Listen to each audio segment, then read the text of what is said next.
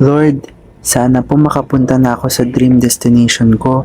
Yung destination na hindi lang sa tourist na tulad ko nakakatulong, kundi pati na rin sa culture and heritage ng isang destination.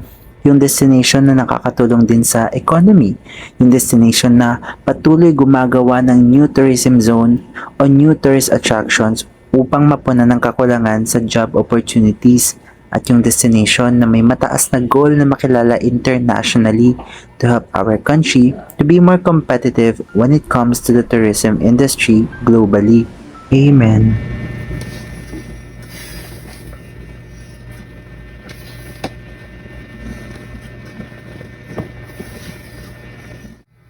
Matutupad pa kaya ang pangarap ko?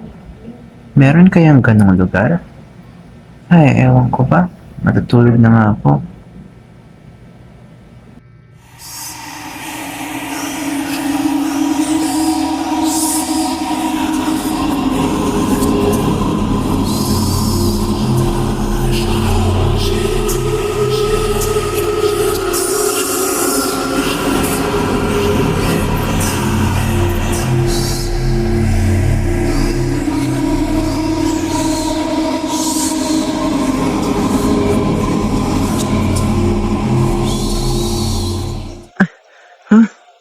Nasaan ako? Sino ka? Destination ba nagpapahalaga ng culture and heritage ang kailangan mo? O ang hinahanap mo? Tara na dito sa Lanao del Norte's NPC Nature's Park.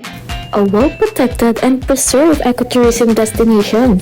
It's known for its falls, Maricutina Falls. Grabe! Look at that beauty!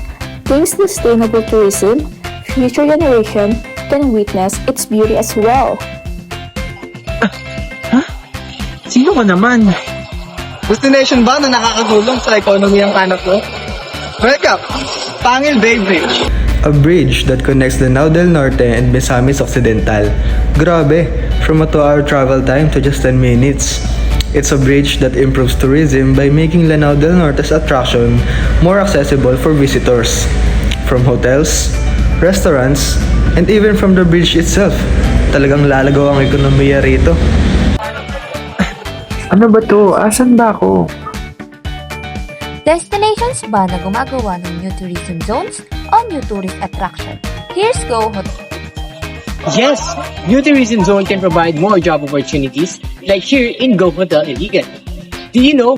When this hotel was completed and opened in 2018, it gave hundreds of job opportunities to the people of the Lanao del Norte.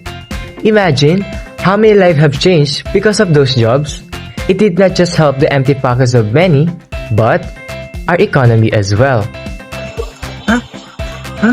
Nasaan naman ako? Destinations ba na competitive, has consistent growth, and may goal to go international ang hanap mo? Sa Lanao del Norte, Woven Malang ang kilalang produkto na sikat din internationally dahil sa disenyo at paraan ng paggawa nito. Dahil dito, mas nakilala pa ang Pilipinas. This gave the Philippines a seat in the international tourism industry. Mahusay! Lahat ng ito ay posible dahil sa tulong ng Tourism Act of 2009 o Republic Act No. 9593.